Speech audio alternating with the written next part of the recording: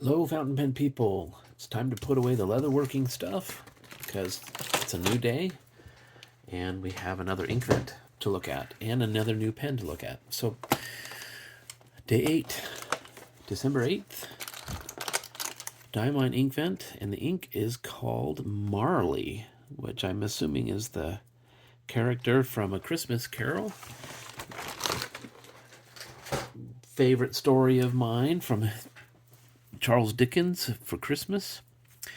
Marley is a standard ink, and it looks from the label, it's kind of a bluish gray. I'm not sure what it is, but we'll find out.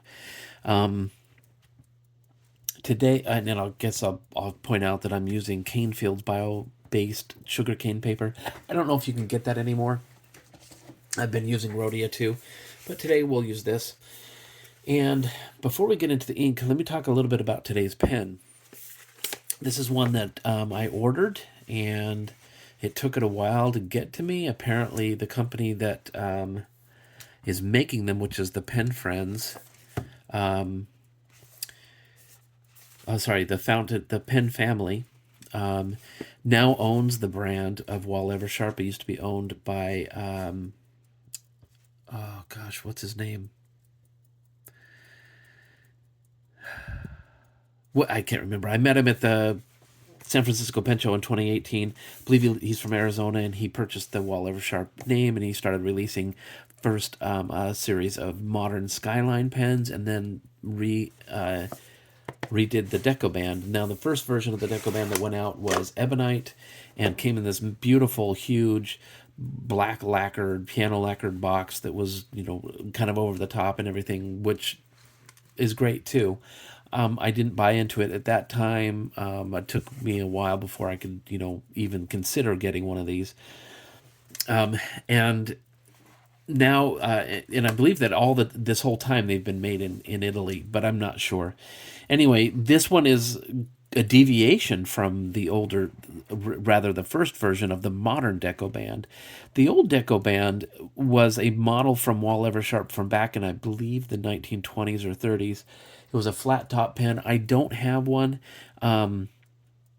Since the release of the new one, I think interest in the old one increased and the prices went up, but I may be wrong about that.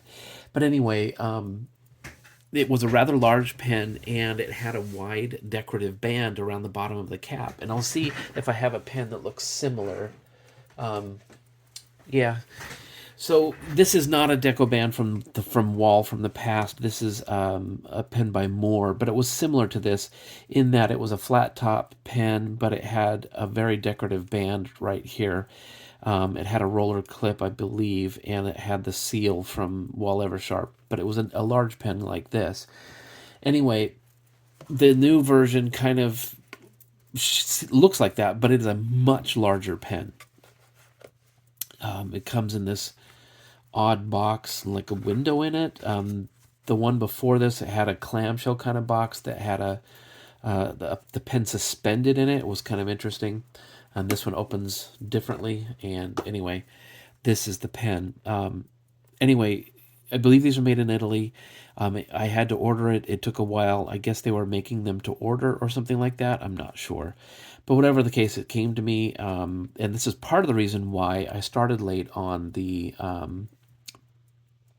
Inkvent calendar, is because I ordered this pen and the Inkvent calendar at the same time. I thought for sure that they'd come to me. I ordered them back in October, I believe. And it took so long to get to me, and they shipped them together. And so anyway, it took a while. But here's the pen, and isn't it beautiful? It's green ebonite that has been chased, kind of like vintage pens. I'm not sure how they do this, but it looks like laser. But it might not be. I'm not sure, but it feels nice. I like ebonite. I like the color green. I like the way the finials are done with the black material and the oh, it's beautiful. And the medallion seal here is like the originals. One thing that's kind of interesting is that those medallions existed on vintage Wahl-Eversharps. And let me just pull out another pen by the pen family just so we kind of know what we're talking about here. And I'm sorry if I'm going on and on here about these different pens, but that's kind of what this is about. So this is an original Wahl-Eversharp from back in the day, the 30s, I believe. And there's this medallion that they used, and this was to denote a pen that had a warranty. It's interesting because you'll find some of these where that medallion has a drill hole in it, and I think that meant that they had, like it was a repaired pen or something like that, and the warranty was now void or something like that. I don't know what it meant, but anyway, it's kind of funny to see the ones with the little hole drilled in them. This, of course, is a Wahl-Eversharp Doric with the fantastic adjustable nib on it. Anyway, and you can see kind of the relationship between these pens here. They have kind of, they're gorgeous pens.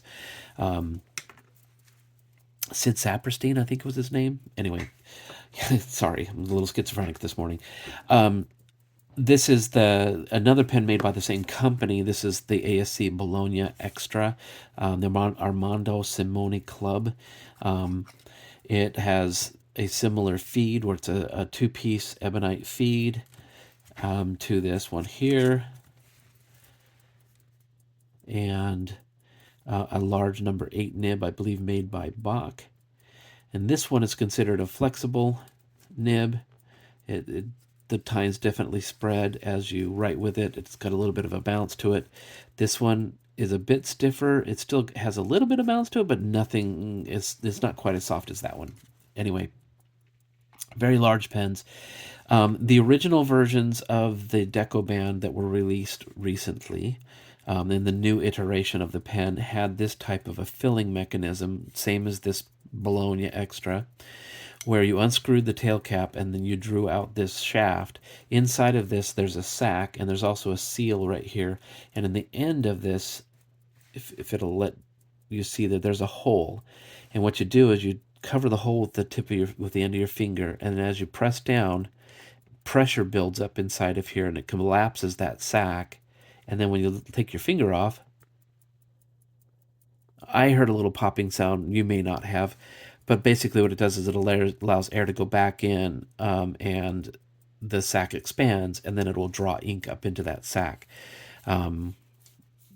Interesting filling mechanism. They don't use that obviously in these new versions of the Decoband.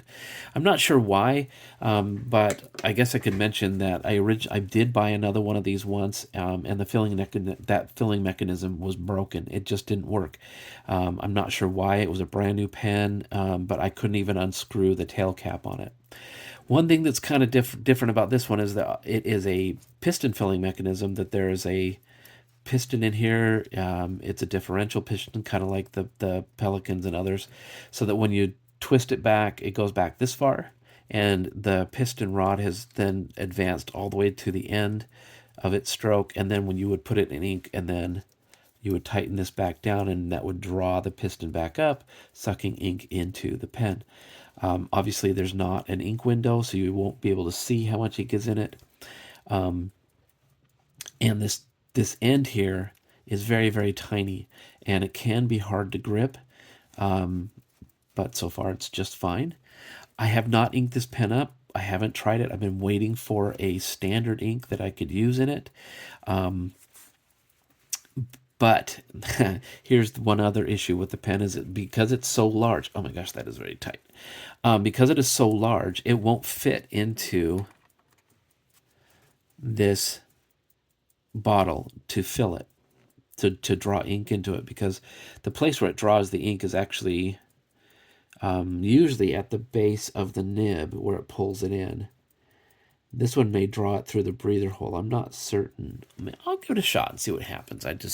If nothing else, we will be dipping the nib into the ink and writing with it that way. And the amount of ink in here is so little that decanting it into another bottle, it doesn't really work. So if you have a large pen, the Inkvent probably won't be the best way to use those inks. I don't know if this is drawing ink into it at all. I have no idea. Let's see if it did. Let me just open the piston back up. No, it didn't. But the nib was submerged in the ink, and we should be able to get some writing out of it. So let's see what this Marley ink looks like, and why it's named that, I'm not sure. But this is Diamine Marley from Inkvent 2024 for December 8th. It's a kind of a gray ink. It's not a light gray. It's, I don't know, I would call this a medium gray. It's not dark enough to be considered black. The pen is the Wahl-Eversharp